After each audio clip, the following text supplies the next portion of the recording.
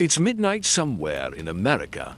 A neon sign flickers on a lonely highway. The word eat hums softly in electric pink, like a gentle command from the universe. Inside, the air smells like coffee that's been sitting since the Eisenhower administration. A waitress named Doris, there's always a Doris, pours a refill for a man in a trucker hat. Who hasn't spoken in 40 minutes? The jukebox hums a Sinatra song that no one requested. The fry cook flips a burger with the same existential energy as a philosopher turning a page. And outside, the rain hits the tin roof in rhythm with America's heartbeat. This strange temple of chrome and grease is the American diner, a place where time pauses. The coffee never ends, and everyone, from millionaires to drifters, somehow ends up at the same sticky counter, staring into the same fluorescent abyss. But here's the wild part. This humble, timeless icon of Americana, this chrome cathedral of hash browns and heartbreak, didn't come from some grand design. It started with a guy in a horse-drawn wagon selling midnight sandwiches to factory workers. That's right. The diner, symbol of progress, democracy, and late-night existential crisis, was born from the same impulse that created the modern food truck. It was chaos, caffeine, and capitalism on wheels. And tonight, Dreamer, we're going to trace its story from a roving lunch cart in Providence, Rhode Island, to the glowing stainless steel temples that defined 20th century America. We're going to meet the strange inventors, the grease-stained poets, the immigrant builders, and the short-order philosophers who made it happen. Because the invention of the diner isn't just about food. It's about what happens when a hungry nation accidentally invents comfort itself. The year was 1872, a time when America was still figuring out what it wanted to be when it grew up. The Civil War was over, factories were booming, and the word cholesterol had not yet been invented. In Providence, Rhode Island, a man named Walter Scott had a problem.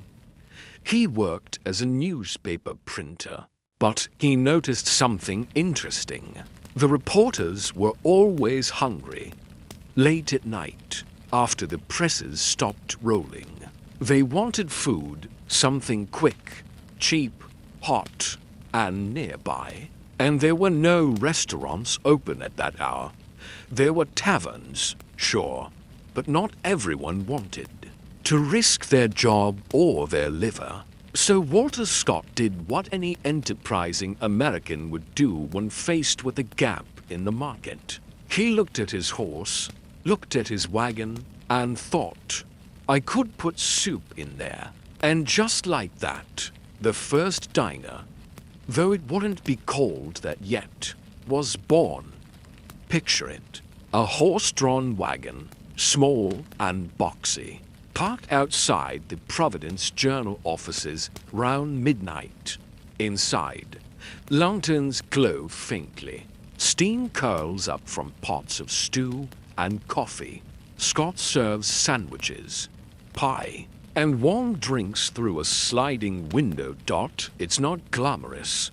It's not shiny. It's basically a glorified lunchbox on wheels. But it worked. Night workers loved it. Word spread. Other people copied him. And before long, Providence was full of night lunch wagons. They were the Uber Eats of 1872. Mobile, practical, slightly unsanitary, and wildly popular. They served cheap food to factory hands, policemen, janitors, and reporters, all the forgotten souls of the night shift. You could stumble out of, work at 3 a.m., half dead and half drunk. And Walter Scott would hand you a sandwich that felt like redemption. Soon, other entrepreneurs saw the genius in this. A man named Thomas Buckley, known as the Lunch Wagon King, began manufacturing elaborate versions of Scott's idea. Bigger, sturdier, and prettier.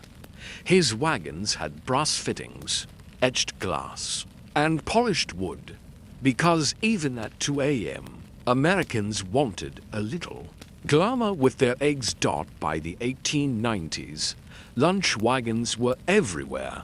Boston, New York, Philadelphia, each one a glowing beacon in the dark, offering the promise of warmth, coffee, and possibly food poisoning. But here's where it gets fascinating.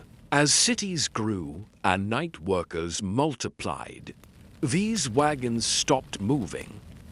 Why bother hitching up the horse every night when the customers came to you? So the wheels came off, literally. The wagons were parked permanently, turned into stationary eateries, and soon built wider, sturdier, and with room for stools inside. That's when the American diner, the fixed, cozy, late-night refuge, was truly born. It wasn't just a place to eat. It was a place to be. Because remember, this was the Gilded Age. Restaurants were fancy, expensive, and segregated by class. Hotels were for the rich. Home kitchens were for the family. But the diner was for everyone. It was democratic. It was affordable. It was open. Anyone could walk in, sit down, and be served. Factory worker or banker, traveler or drunk poet, didn't matter. The counter was the great equalizer. It was America's first 24-hour melting pot, a kind of edible Declaration of Independence served with fries.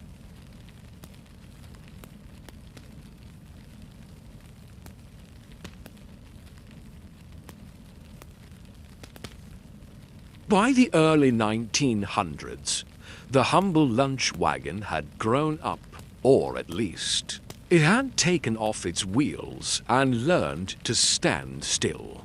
The wooden boxes that once rolled through city streets were now becoming permanent fixtures, parked on corners, built slightly bigger, fitted with stoves, counters, and stools. No more standing outside in the cold to order a sandwich through a window. Now you could go inside, sit down, and stew in your own exhaustion under the glow of an oil lamp. This wasn't just evolution. This was civilization with ketchup bottles. The diner, as we now know it, was slowly emerging, and it looked suspiciously like a train car. There's a reason for that. In those days, many of the early diner builders were inspired by the sleek design of Pullman railroad cars, the same ones that symbolized luxury and modernity. The diner, in a way, was an edible imitation of the future. You couldn't afford a Pullman ticket to Chicago. Fine, you could sit in a shiny stationary version and eat pancakes until 4 a.m. for 15 cents. It was democracy on a plate. And just like America itself, the diner's evolution depended heavily on immigrants, especially those from Italy, Greece, and Poland. They were craftsmen, metalworkers, builders, people who knew how to make things that lasted. They saw the lunch wagon not just as a business, but as an opportunity to build something beautiful. So they started constructing diners in small factories, prefabricated buildings made of wood, tin, and later stainless steel. You could literally order one out of a catalog. A fully assembled diner would roll down the highway on a flatbed truck, wrapped in shiny metal like a futuristic hot dog. When it arrived, they'd plop it on a foundation, plug in the coffee machine, and boom, instant American dream. Your very own chrome empire of eggs and optimism. By the 1920s, diners were popping up everywhere. Cities, towns, highways, anywhere there were hungry humans with small change and long nights. They had names like White Crystal Diner, Starlight Cafe, Blue Moon Grill.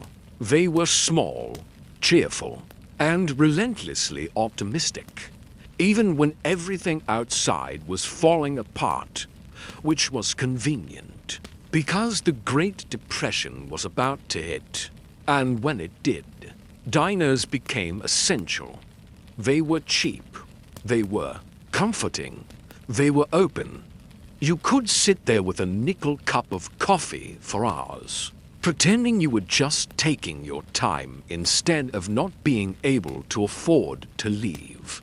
Diners became America's collective waiting room, a place to pause between yesterday's disaster and tomorrow's maybe. And then came the Chrome Age. The 1930s and 40s turned the diner into something truly iconic. That gleaming, bullet-shaped beauty we imagine today. Part train car, part spaceship, part fevered dream.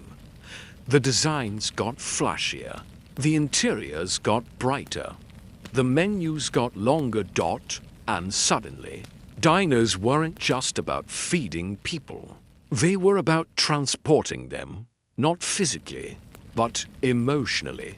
You could walk in feeling hopeless and walk out full of pie and belief in the human project again. They were time machines disguised as lunch counters. Inside, everything was designed for comfort and movement. The counter curved just enough to make you feel part of something communal. The stools spun, because if life was going to spin out of control, you might as well do it literally. The smell of coffee and bacon filled the air, the unofficial scent of stability. And there was the menu, a chaotic masterpiece of culinary democracy.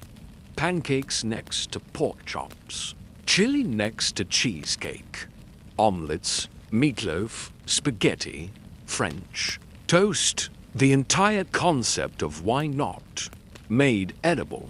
You could eat breakfast at midnight or steak at dawn. Time had no meaning in a diner. Only hunger and hope did. But the diner wasn't just a place to eat. It was a stage. People came for food, but they stayed for the drama. You had the tired waitress with a heart of gold and a gossip degree, the cook who'd seen it all and seasoned accordingly, the regular who always ordered the usual but never defined what that meant. It was like a small town play that never stopped running. Same characters, same lighting, infinite variations of loneliness and laughter. The diner was where truckers, poets, fugitives, and newlyweds all coexisted in peace, bound by the sacred law of refillable coffee. And somehow, it worked. By the 1940s, the diner had become more than a restaurant. It was an identity, a symbol of progress, simplicity, and American optimism wrapped in stainless steel and neon. It was both futuristic and nostalgic, shiny and warm, fast and slow. It was everything America thought it was, and everything it hoped to be. And best of all, it was open 24 hours a day, because dreams, much like hash browns, are best served all night.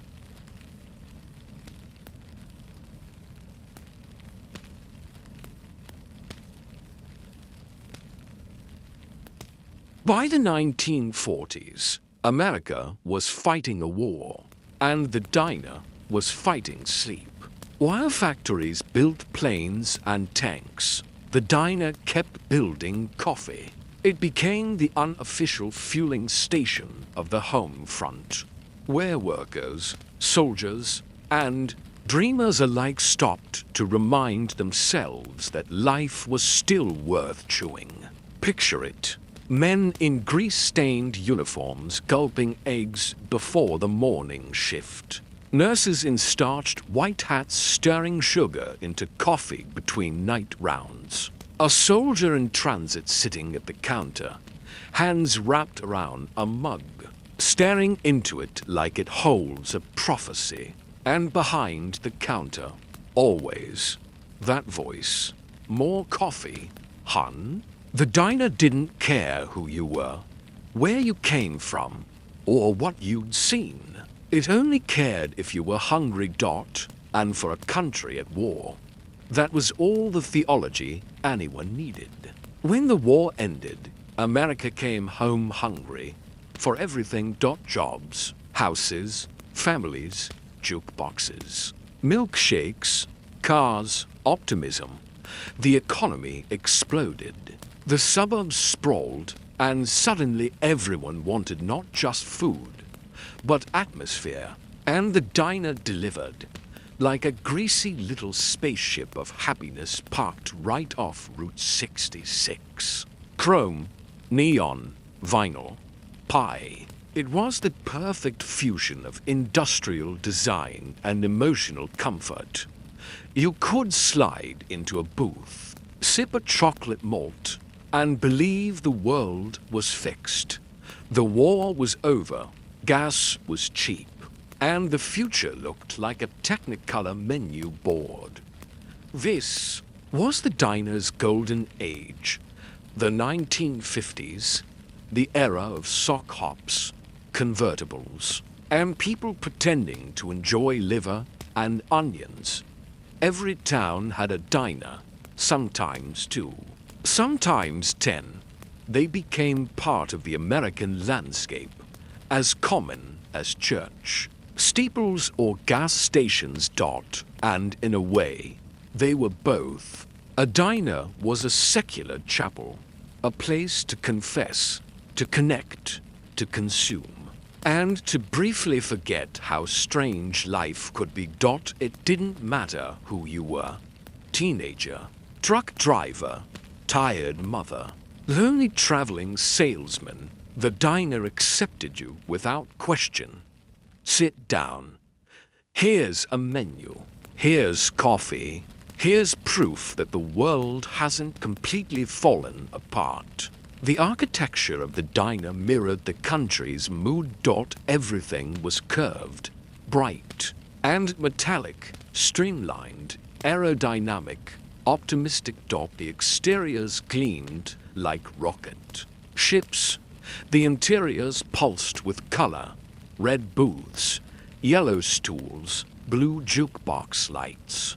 The walls reflected your face a dozen times over, as if to say, you are here. You exist. You are, at this moment, part of something shiny. And yet, it was cozy. That was the paradox of the diner. It looked like the future, but felt like home. You could be in a stainless steel box surrounded by strangers, and somehow it felt like the warmest room in America. And then came Hollywood. Hollywood loved the diner, because the diner wasn't just a backdrop, it was a metaphor. It represented everything cinematic: love, loneliness, rebellion, breakfast. If you needed two characters to fall in love, you put them in a booth. If you needed someone to have a breakdown, you sat them at the counter. If you needed a chase scene, you started it in the parking lot under neon lights that buzzed like bad decisions. From Rebel Without a Cause to American Graffiti, the diner became the ultimate stage for American emotion. You could film hope there, You could film heartbreak there. You could film the exact moment when someone realizes their milkshake costs more than their dignity. It wasn't just movies. It was music. Elvis, Chuck Berry, Buddy Holly. The diner was their unofficial temple. It was where rock and roll met French fries, where youth discovered caffeine, and where rebellion learned to flirt with whipped cream. Teenagers would crowd into booths after school, drop dimes into the jukebox, and declare themselves immortal, as long as the waitress didn't kick them out first. The diner became the setting for American adolescence, loud, greasy, hopeful, and slightly sticky. It was innocence and caffeine mixed 50/50ths. But here's the thing no one expected. The diner wasn't just for the young. It was also for the forgotten. The man who drank alone every night. The waitress who worked the overnight shift. The traveling salesman. The divorcee. The insomniac poet with no place else to go. If the 1950s diner was the stage of youth, it was also the shelter of everyone else. That's what made it magic. It was both loud and lonely, joyful and melancholy, alive and empty at the same time. You could come in happy or heartbroken, and somehow it matched your mood perfectly. The fluorescent lights didn't judge. The coffee didn't care. The jukebox played for everyone. It was the only place in America where everyone was exactly equal, at least until the check arrived.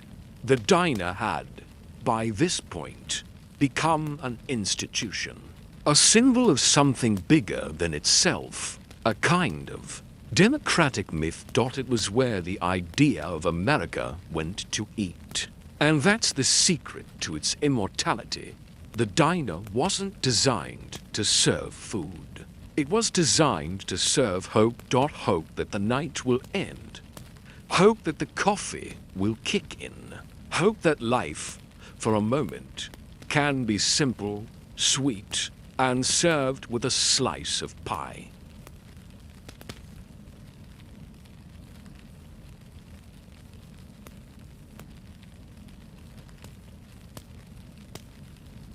By the 1960s, the chrome on America's dream had started to peel.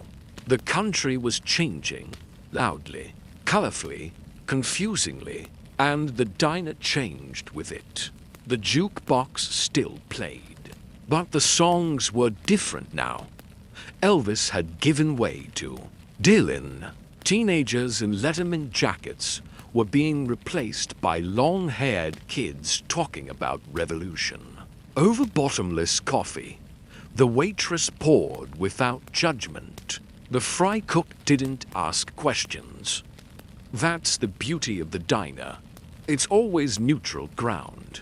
You could argue about politics, philosophy, or whether the Beatles were better before or after India, and nobody cared. As long as you tipped decently. The diner had become America's unofficial confessional booth. Only instead of forgiveness, you got fries. The design was changing too. Gone were the shiny train car aesthetics of the 1950s. Now came bigger, boxier, more suburban structures, glass windows, linoleum floors, booths that could fit entire families, or bands on the run. Diners moved out of city corners and onto highways. They became roadside cathedrals for a new kind of America, one obsessed with cars, movement, and freedom that smelled vaguely like exhaust. You could drive anywhere, eat anywhere, and still find the same scrambled eggs waiting for you under a heat lamp. The diner became the connective tissue of the nation. the great artery of caffeine and comfort stretching from Maine to California. No matter where you were never too far from a cheeseburger that tasted like home. But the 1960s weren't just about travel.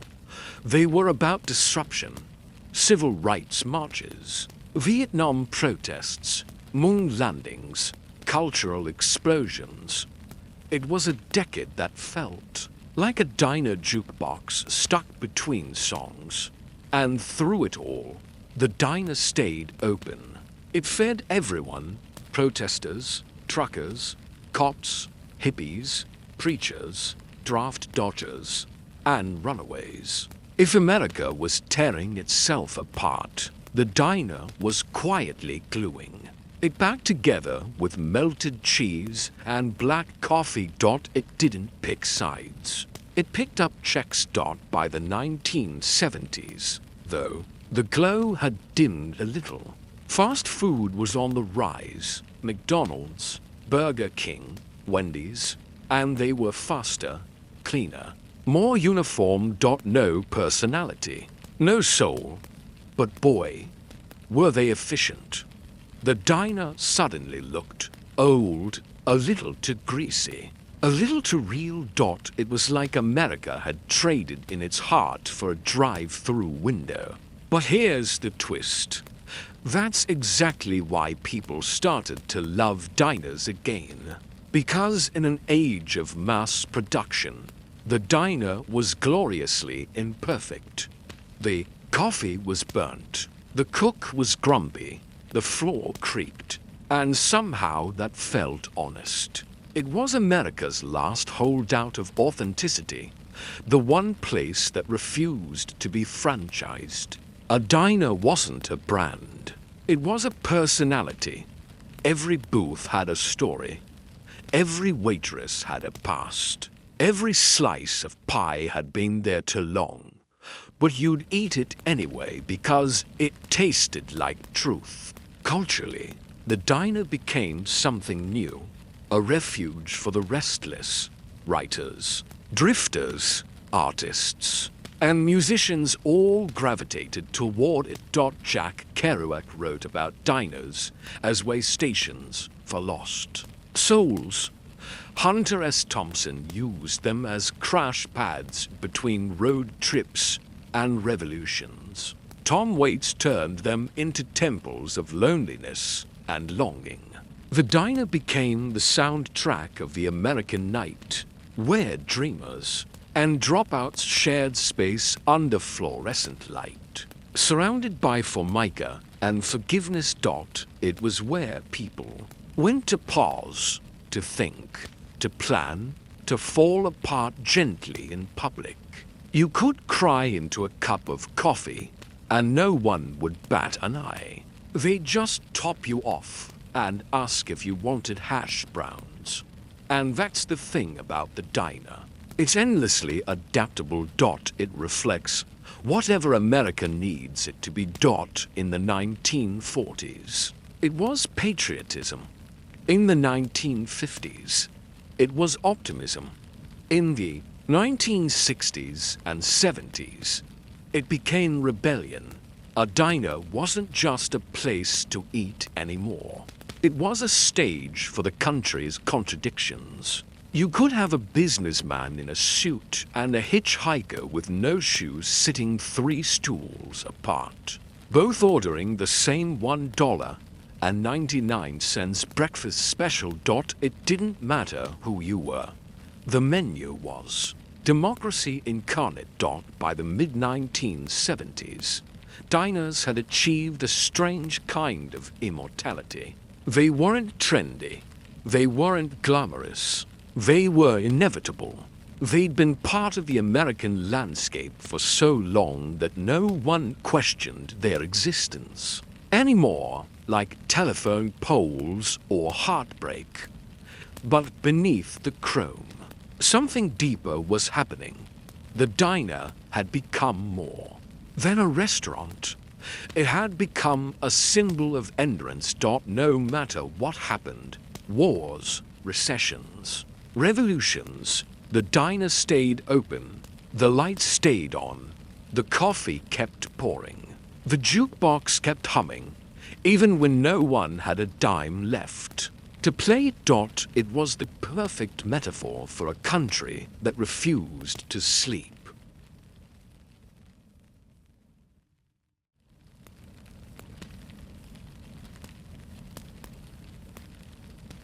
By the time the 1980s rolled around, America had grown up, gotten a job, and started pretending it wasn't tired.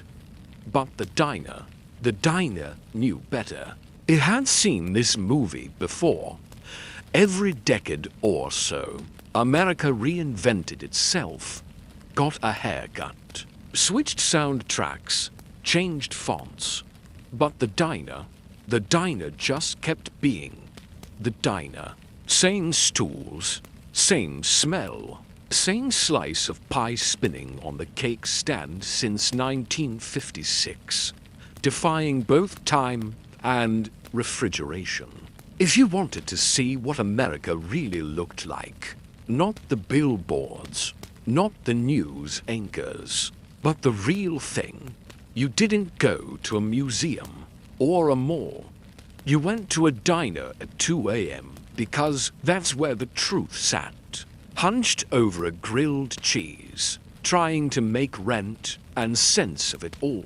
But the 1980s changed the diner's place in the story.c. For the first time, it wasn't just a place people ate in. It became something people missed.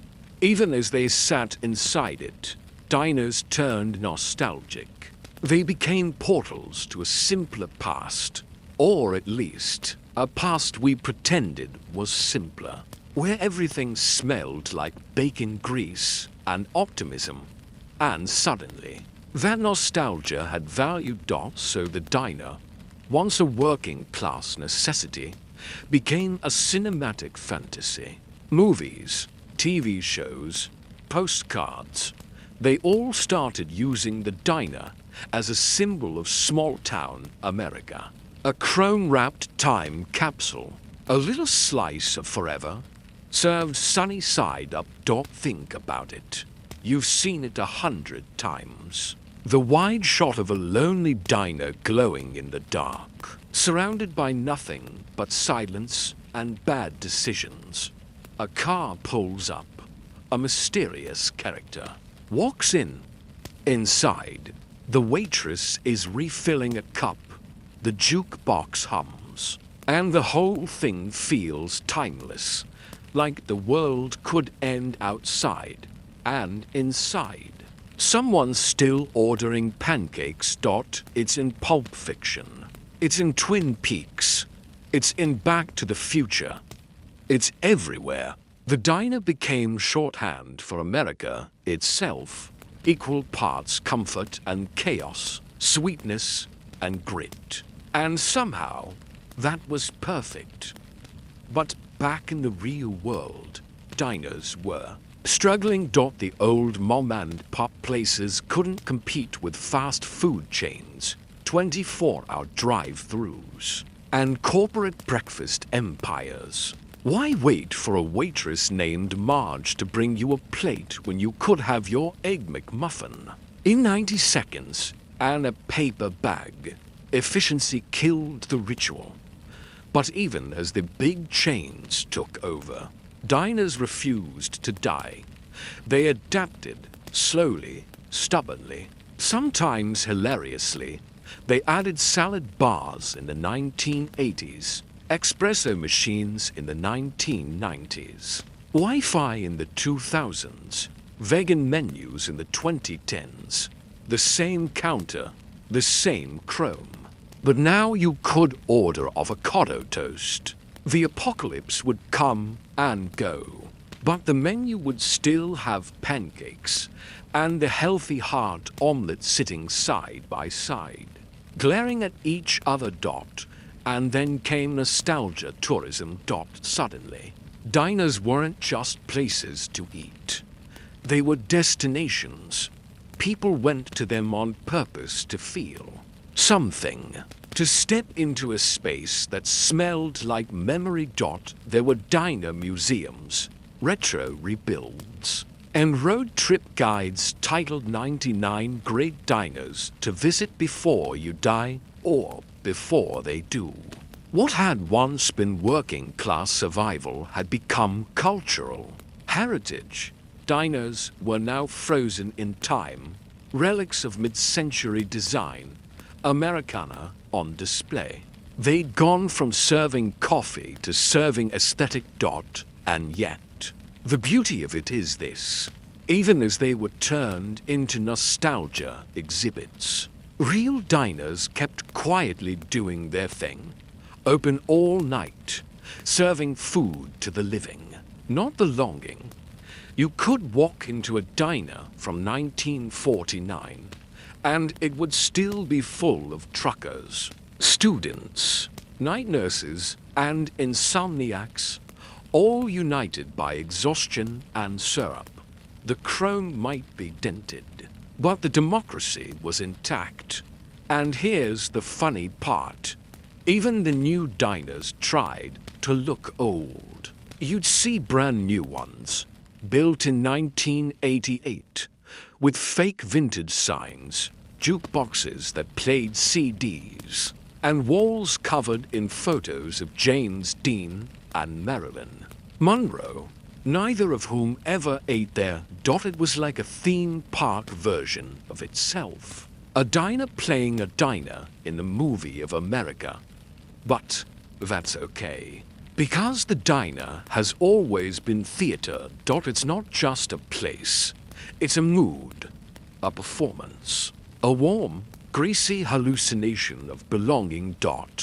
And if people needed that, if they needed to believe in chrome dreams and eternal coffee refills, who could blame them? We all do. Eventually, by the 1990s, the diner was fully mythologized. It showed up in books, in paintings, in songs. Edward Hopper's Nighthawks became the unofficial American logo for lonely people in a diner that never closes, bathed in yellow light, suspended in quiet eternity.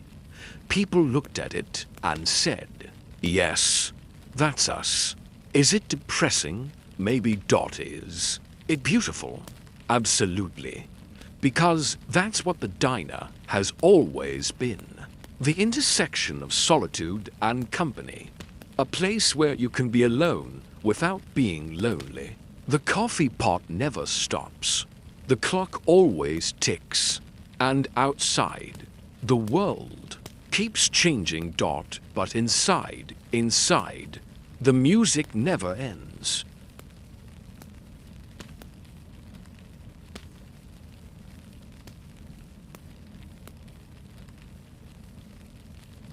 By the time the 2000s rolled in, that strange decade, where everyone pretended the future had arrived but still couldn't toast a bagel without burning it, the diner was both everywhere and invisible.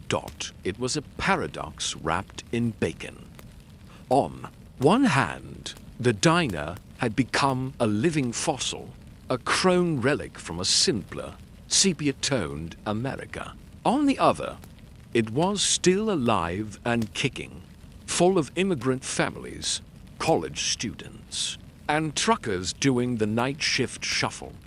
If you wanted to understand the 21st century diner, you had to see it the way you see a cat on a fence. Part survivor, part mystery, entirely unbothered by extinction. Something funny happened around this time. The diner started getting cool again. Not by trying, of course. Diners don't try, they just are. But hipsters, those noble archaeologists of irony, discovered the diner and declared it sacred. Suddenly, the same vinyl booths that had once hosted chain-smoking truckers now hosted people drinking, pour over coffee, and talking about authenticity. You had people showing up in vintage denim, ordering retro milkshakes, and posting pictures of their pancakes like they'd discovered ancient wisdom in a syrup bottle. It was adorable and a little ridiculous, but in a way, kind of perfect, because the diner had always been democratic. If you wanted to find America, you didn't go to the White House. You went to a booth with a wobbly table and a waitress who called you sweetheart. And now, even Instagram had joined the congregation. But beneath the aesthetics, something deeper was happening. The new dinos, the real ones, not the themed ones, were quietly being run by immigrant families. Greek, Turkish, Filipino, Mexican, Lebanese, people who came to America and decided to feed it. They bought up the old crone temples, kept the lights on, and redefined the menu without rewriting the soul. You could walk into a diner in Queens and get a cheeseburger, gyros, and pancakes on the same plate. A diner in LA might serve huevos rancheros at midnight next to a pastrami sandwich. The size of a small dog dot, it didn't matter where the owners came from. The diner made everyone American eventually. Not in the patriotic sense, but in the we're all tired and hungry sense. The diner became an immigrant poem written in ketchup and coffee stains. And that, more than anything, is what kept it alive. Because America kept changing, gentrifying, digitizing, complicating itself. But the diner stayed stubbornly simple. The Wi-Fi password might be taped to the napkin dispenser, but everything else stayed the same. You still ordered with your heart. You still paid in cash. You still looked around and thought, "Ah, so this is what survival smells like. Coffee, eggs, and floor cleaner dot in an age of algorithms." The diner was a glitch, a place untouched by optimization. You could still have a bad cup of coffee and a great conversation. You could still meet a stranger and accidentally talk about your life for 2 hours. It was the last analog sanctuary in a digital world, of course. The diner had to adapt to modern anxieties. Menus started labeling things gluten-free, locally sourced, and heart-healthy. But let's be honest, the diner has never been a place for the health-conscious. It's a place for the hope-conscious. You don't go to a diner for kale. You go because you need to sit somewhere warm until your spirit stops trembling. That's the unspoken rule. The meal doesn't matter.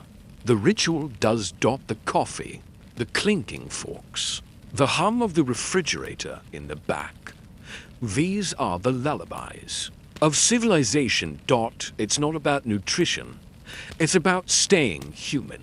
Even in the age of delivery apps and ghost kitchens, the diner endures. It doesn't need to chase trends, because it is the trend, eternal, cyclical, indestructible. When the economy crashes, people go to diners. When they fall in love, they go to diners. When they break up, they go to diners. When the aliens land, they'll probably go to a diner too, just to see what all the fuss is about. Because where else do you find that perfect blend of comfort, anonymity, and bottomless coffee? The diner is humanity's default setting. And now, in the 2020s, something almost poetic has happened. The diner is both a physical place and an idea. It's in our movies, our songs, our dreams. It's shorthand for warmth, for connection. For the tiny grace that exists between sunrise and the next bill-due, even as the old chrome fades, new diners appear, some minimalist, some maximalist, some barely pretending, but the essence remains. A counter, a stool, a cup, and someone to pour it. That's the diner distilled to its soul. A transaction that's not really about food at all. It's about being seen. You hand over a few dollars, they hand you existence in ceramic form.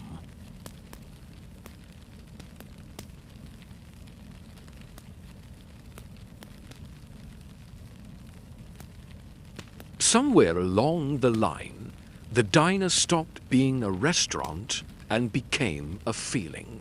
That's how you know something's become myth, when you can miss it even while you're sitting in it. You slide into the booth. You hear the hiss of the grill, the murmur of strangers, the clatter of a fork. And there it is, nostalgia for a moment that's still happening. It's the weirdest kind of homesickness. You're home. But it's slipping away. The diner became America's collective memory palace. Not the glamorous parts, not the fireworks or the speeches, but the quiet parts, the conversation between two people at midnight. The old man who comes every morning for the same coffee and the same seat. The waitress who's been there so long she doesn't need to ask your order. In a world that keeps changing too fast, the diner is the illusion of permanence. It's the background hum of existence. Always open, always the same, always slightly sticky. It's not just a place you go to eat. It's a place you go when you've run out of everywhere else to go. And somehow, that makes it sacred. Every diner has ghosts, not scary ones. The good kind, the human kind. You can feel them in the air, sitting right next to you, whispering. Through the jukebox stopped the young couple from 1953 who carved their initials into the booth. The trucker who used to stop by every Tuesday on his way north. The waitress who worked there for 40 years and still lingers in the smell of the coffee. Diners are museums of the ordinary. They don't preserve artifacts, they preserve moments. The laughter, the arguments, the late-night silences that define a life if you listen closely enough. You can hear decades of conversations echoing under the hum of the refrigerator. People confessing, planning, grieving, joking, forgiving. It's the most human sound in the world. The sound of people staying alive together. And maybe that's why diners feel timeless in movies and songs. They're the perfect metaphor for the American condition. Restless, hopeful, exhausted, and still ordering dessert. You can't finish a diner. You can't conquer it. You can only pass through it, briefly, and leave behind your fingerprints on a coffee cup that someone else will use in an hour. It's not the kind of immortality we brag about, but it's the kind that actually matters.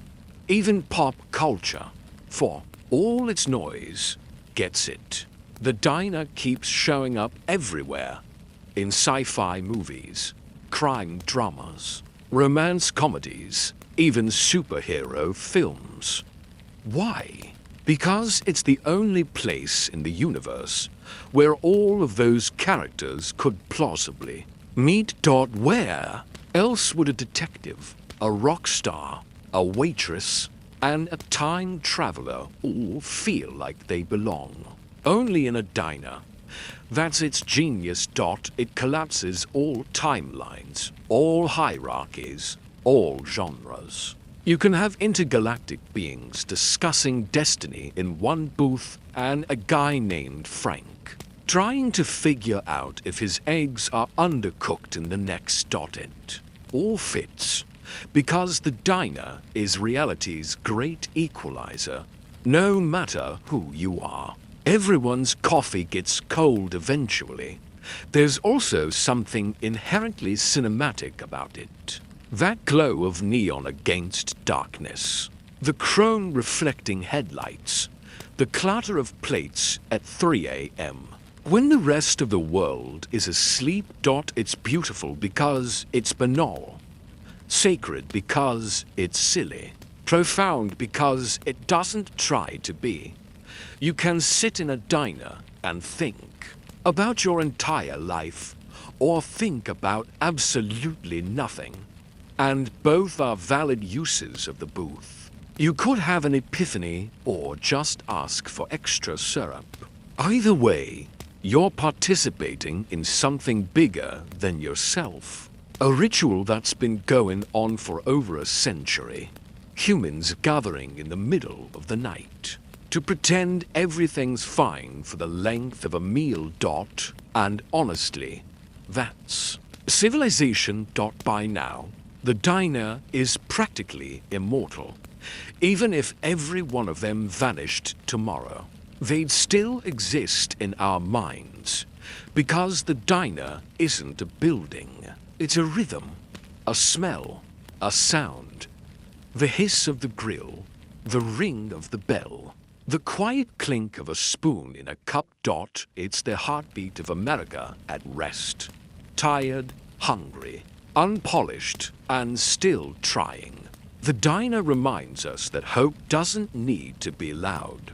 Sometimes it just needs to be open all night.